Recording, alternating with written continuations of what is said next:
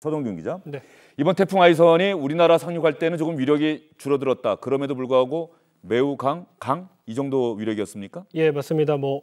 일본 규슈 지방에 영향을 줄 때는 매우 강 정도의 세력이었고요. 우리나라 제주도를 넘어서 울산에 9시쯤에 상륙을 했는데 그때는 강한 정도의 세력이었습니다.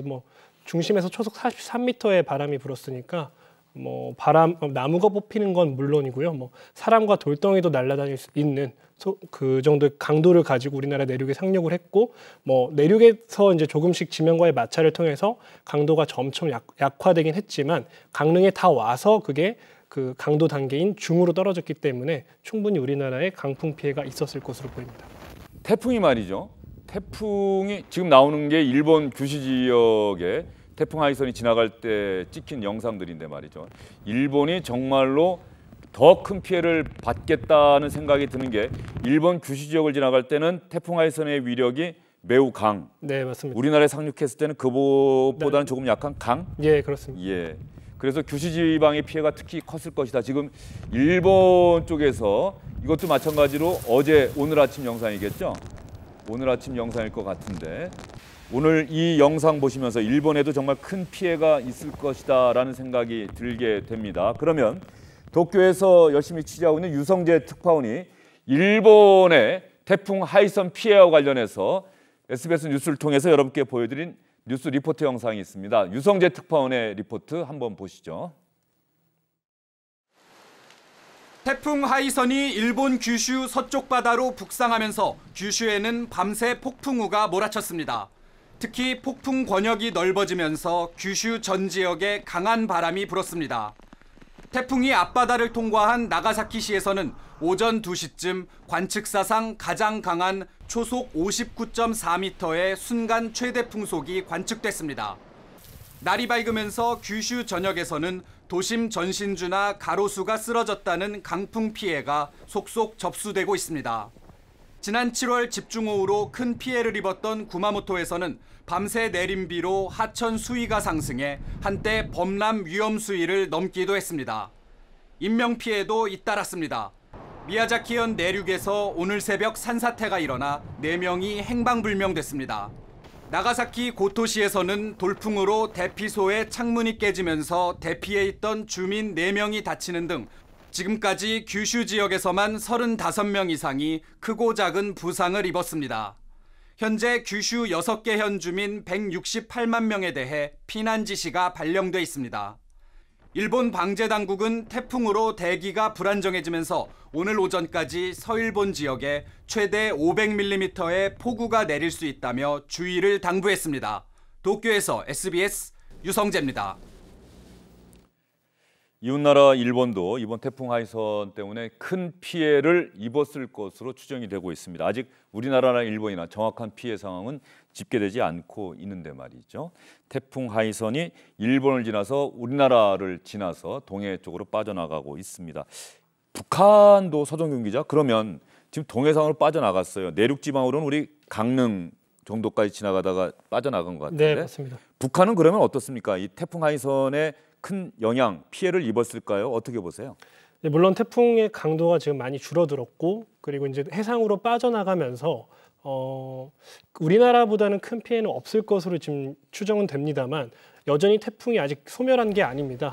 오늘 자정쯤에 북한에 상륙한 뒤에 온대저기압으로 변질될 것으로 보이기 때문에 그 전까지는 약해도 태풍이라는 사실을 좀 인지를 해보면은 태풍 피해를 계속해서 북한에 미칠 것으로 예상이 되고요. 북한에 상륙한 뒤에 그 온대저기압이 바로 빠지는 것이 아니라 하루 이틀 정도 머물 것으로 지금 예상이 됩니다. 네. 아까 말씀드렸다시피 저기압성 그 소용돌이는 반시계 방향으로 회전을 하면서 북쪽에서 남쪽으로 따뜻한 공기를 계속해서 끌어올릴 거고 예. 그 밑에 지금 태풍이 남기고 간 자리에 건조한 공기들이 차오르면서 그게 비구름을 발달시킬 수 있거든요. 따라서 이 비구름대가 북한에도 폭발적으로 발달을 한다면 북한 지역에도 또다시 비 피해가 있을 가능성도 있습니다. 북한의 조선중앙TV가 있지 않습니까? 시청자 여러분.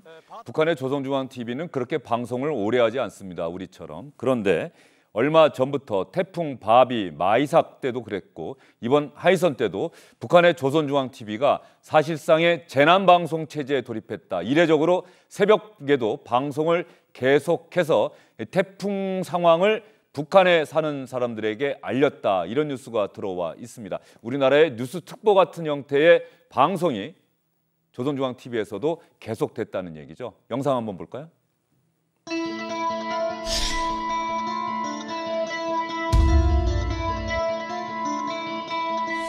지금 여기 통천지구가 태풍 10호의 강한 영향을 받고 있습니다. 순간도 못지않고 내리던 비는 그 9시경부터 아예 바깥으로 쏟아붓는 것처럼 옥수로 퍼붓고 30분도 안 되는 짧은 사이에 읍지구 고리들의 물이 차기 시작했고 여기는 강원도 통천 앞바다입니다. 지금 남쪽에서부터 북쪽으로 올라오고 있는 태풍 10호 영향으로 해서 이 바람과 폭우는 더 기습을 부리고 있습니다. 안테나선과 전화선들이 끊어져 나가고 또 길가와 가로수들의 그 잔가지들이 꺾어져 나가고 있습니다.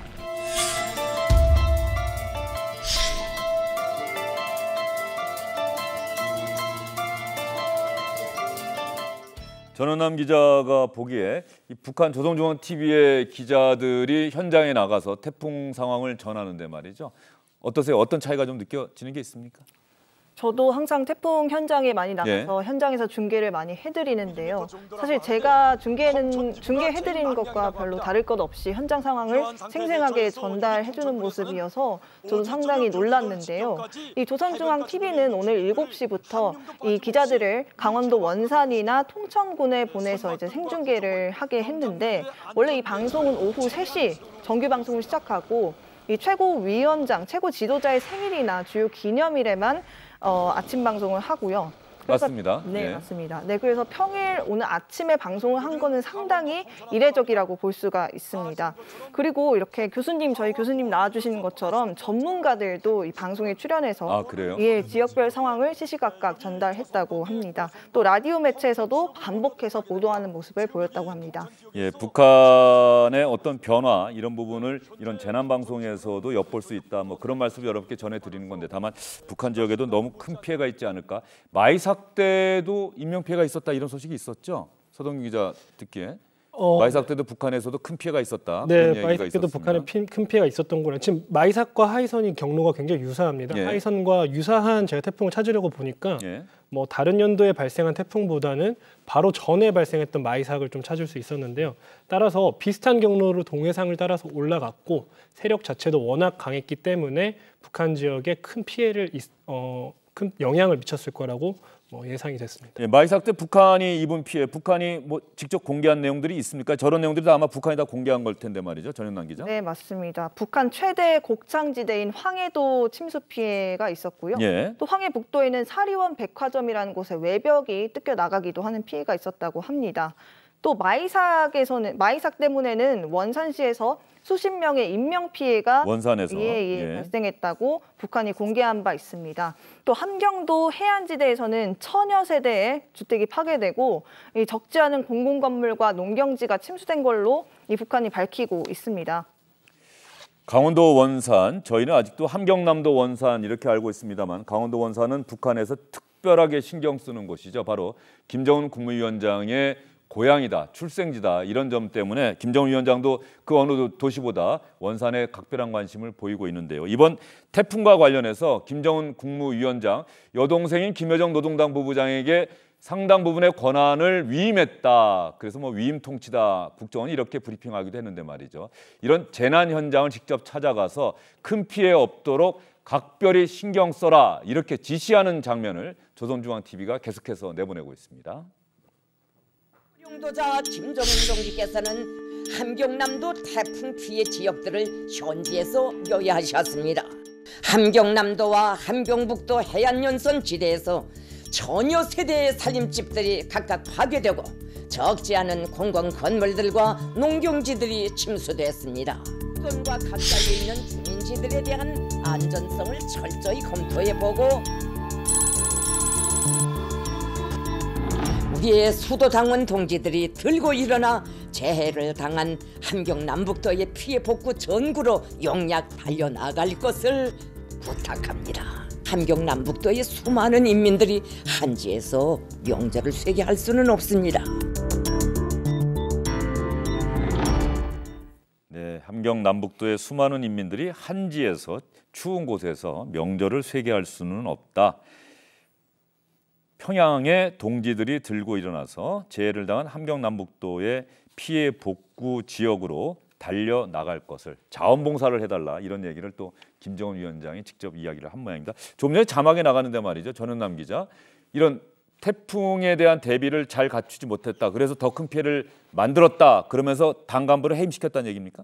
네, 맞습니다. 이 노동신문에 따르면 예. 김 위원장이 어제 함경남도 태풍 피해 지역을 찾아서 이 정무국 확대 회의를 지도했다고 밝혔습니다. 이 회의에는 주요 부서 간부들이랑 인민군 간부들도 참여를 했는데요. 이 함경남도위원회 위원장을 여기서 해임을 하고 다른 사람을 다시 후임으로 임명을 했습니다. 이 피해가 발생한 지역의 주요 책임자를 처벌함으로써 이 민심을 다시 되찾으려는 행보로 해석될 수도 있다고 보여집니다. 그리고 피해 극복을 위해서 평양당원 1만 2천 명을 이 함경 남북도에 각각 급파할 것이라는 서한을 이 자리에서 공개를 하기도 했다고 전해지고 있습니다. 예, 이렇게 북한 조선중앙TV가 방송을 하면서 우리와 비슷하게 방송하는 경우가 점점 늘고 있는데 아직까지 뚜렷한 차이가 하나 있죠. 우린 가령 문재인 대통령이 어떤 피해 현장을 직접 찾아갔다고 한다면 문재인 대통령이 직접 어떤 이야기를 했는지를 육성으로 대한민국의 방송들은 다 들려주지 않습니까? 예. 근데 조선중앙TV에서는 아직도 김정은 위원장의 그런 지시사항, 육성이 아나운서가 대신 다 읽어요. 아직까지 직접 들려주지를 않더라고요. 그러게요. 하여튼 어쨌든 뭐 그런 뭐 정제된 한번 필터링이 되는 뭐 그런 이제 보도 체계를 가지고 있기 때문에 그럴 것도 같고요. 어떤 뭐 메시지를 정확하게 전달하고자 하는 그런 부분이 있다면 그런 부분들을 강조해서 대신 이렇게 전달하는 그런 체계로 돼 있는 것으로 보이네요. 여기서 드는 궁금증이요. 서동균 기자. 네. 태풍이 우리가 그동안은 이제 한반도, 뭐 매미, 루사 정말 많은 태풍들 이야기했는데 우리나라뿐 아니라 북한에도 우리가 상대적으로 북한에 대한 관심은 소홀하지 않았습니까? 네. 북한에도 동시에 큰 피해를 안겨줬던 태풍들이 있다면 어떤 게 될까요? 아무래도 매미가 그랬습니까? 어떻습니까? 일단 뭐 매미나 루사 같은 경우에는 남해안으로 상륙한 뒤에 동해상으로 빠져나갔기 때문에 우리나라 남해안, 동해안 쪽에만 큰 피해를 남겼다. 맞습니다. 우리나라 그러니까 남한 지역, 그러니까 남쪽 예. 지역에만 이제 영향을 많이 미쳤고요. 상대적으로 아까 말씀드렸다시피 이번에 왔던 하이손 자체도 지형적인 특성 때문에 사실 일본의 피해가 좀 더 있었을 겁니다. 마찬가지로 북한 자체도 지금 우리나라 그리고 더 남쪽으로는 일본이라는 이 지형이 있기 때문에 태풍이 올라오면서 어느 정도 방파제 역할을 해줄 수밖에 없다고 좀 보시면 되고요.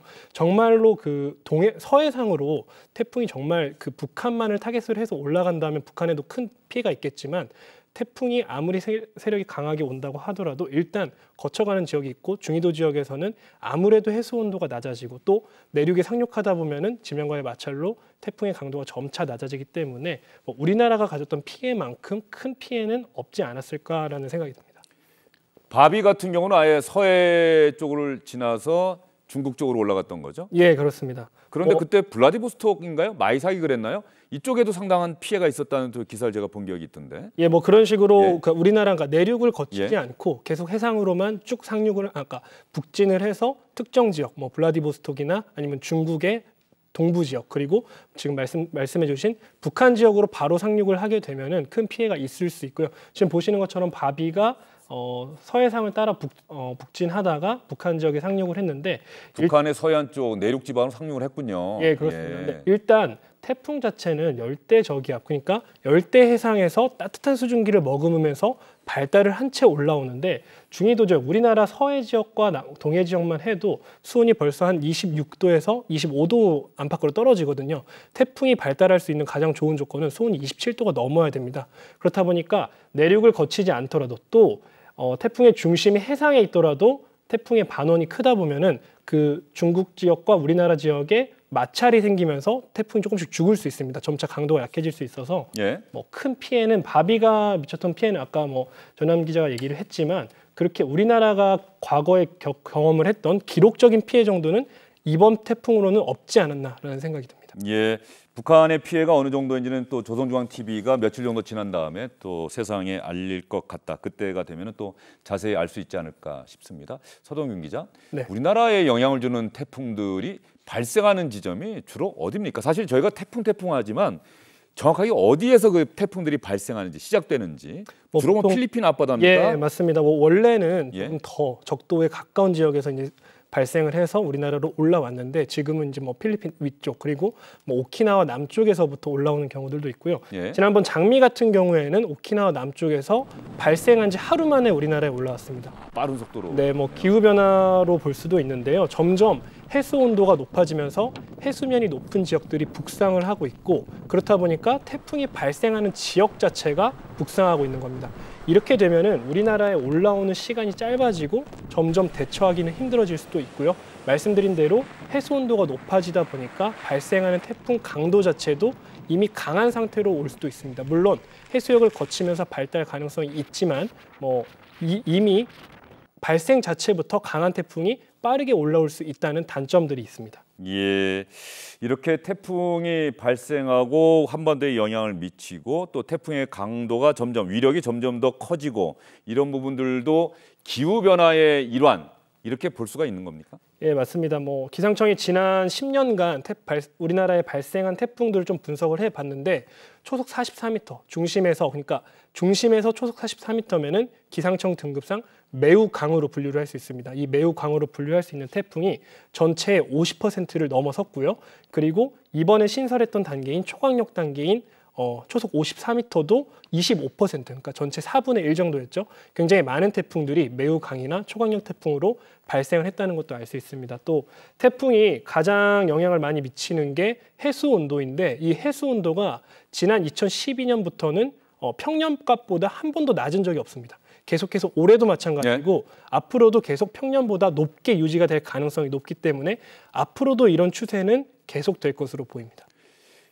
서동 기자 이야기 듣다 보니까 말이죠. 그런데 우리나라는 그동안 태풍은 우리나라에 올 때 여름에 온 태풍보다는 가을에 온 태풍이 훨씬 큰 피해를 남겼어. 예. 사실 저희가 그런 이야기 많이 하거든요. 예, 실제로도 그런 경우가 많지 않았습니까? 어떻습니까? 예, 대부분 우리나라에 온 가장 많은 피해를 입혔던 역대급 태풍들은 대부분 다 가을 태풍들입니다. 그래서 가을 태풍이 굉장히 위험하다라는 것들은 많은 경험을 통해서 알고 있는데요. 대부분은 근데 왜 가을 태풍이 더 이런 많은 예. 피해를 입힐까라고 한다면은 사실 여름에는 사실 부태평양 이 고기압이 발달을 하면서 태풍이 올라오는 경로상의 이 고기압의 영향을 받아서 경로가 바뀐다든지 또 이런 부분의 규모가 좀 달라진다든지 이런 영향을 받거든요. 근데 이제 가을에 접어들면서 사실은 이런 부분들에 영향을 미치던 북태평양 고기압 자체가 힘을 못 실으면서 태풍이 올라오는 경로가 내륙 쪽이라든지 우리나라를 스쳐 지나가는 점점 접근해서 오는 이런 상황들이 되기 때문에 피해를 훨씬 더 크게 유발할 수가 있고요. 앞서 말씀하신 대로 이제 이러한 부분들이 아직까지 9월 정도까지만 하더라도 해수면의 온도가 완전히 차가워지지 않은 상태, 적당하게 열을 가지고 있는 상태고 또 우리나라의 동해안의 해수면 온도 자체도 사실상 가장 더운 7월에서 9월까지가 온도가 상당히 높은 상태로 유지가 되기 때문에 태풍이 왔을 때 에너지도 상당히 높아지는 그래서 더 강한 힘을 발휘하는 태풍이 내륙에 가깝게 접근을 해서 사실 피해가 더 커지고 있다라고 보고 있습니다. 예, 지금 교수님께서 가을 태풍 이야기를 해주셨는데 시청자 여러분 혹시 기억하실지 모르겠습니다만 바로 1년 전입니다. 2019년 그해 가을에도 지난해 가을에도 태풍이 우리나라를 많이 찾았다. 혹시 기억나십니까? 저희가 준비한 영상 보시면 기억나실 겁니다.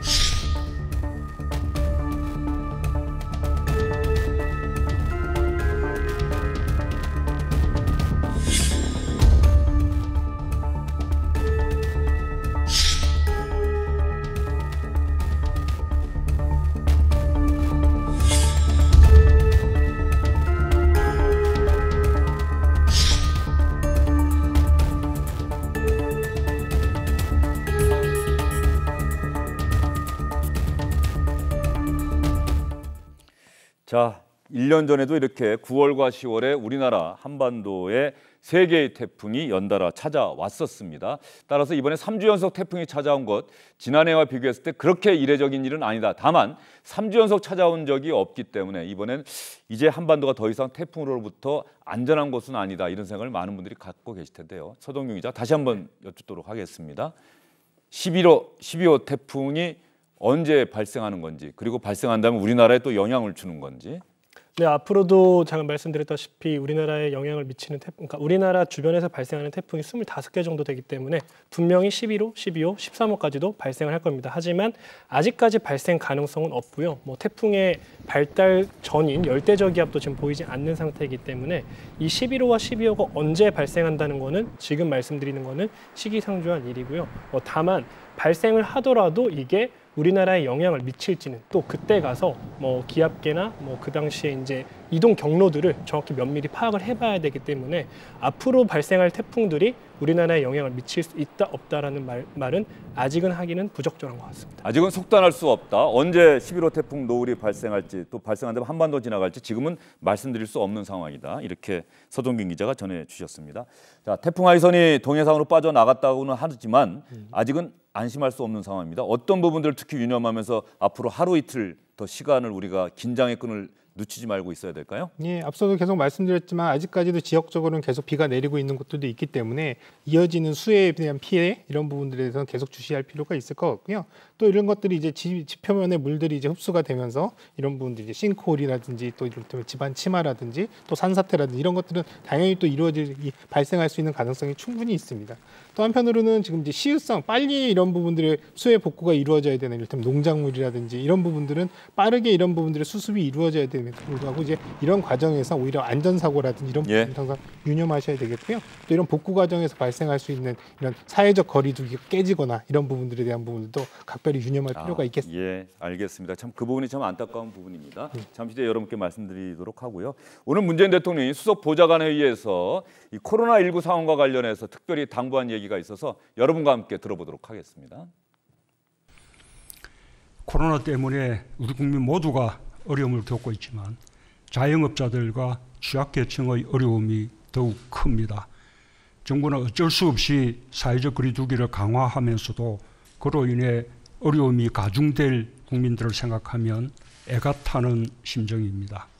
정부는 4차 추경이 불가피하다고 판단하고 그 성격을 피해 맞춤형 재난지원으로 정했습니다.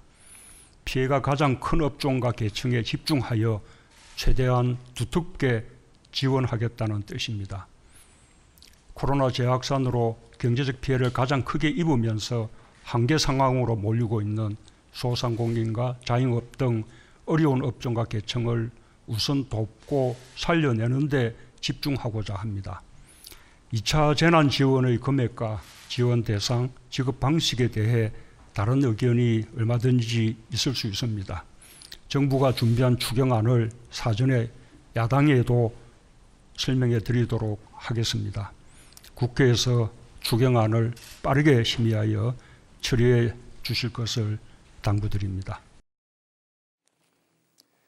네, 문재인 대통령의 이야기까지 여러분께 들려드렸습니다. 태풍 하이선과 관련한 소식 집중적으로 전해드린 특집 주영진의 뉴스 브리핑, 오늘은 여기서 인사드리도록 하겠습니다.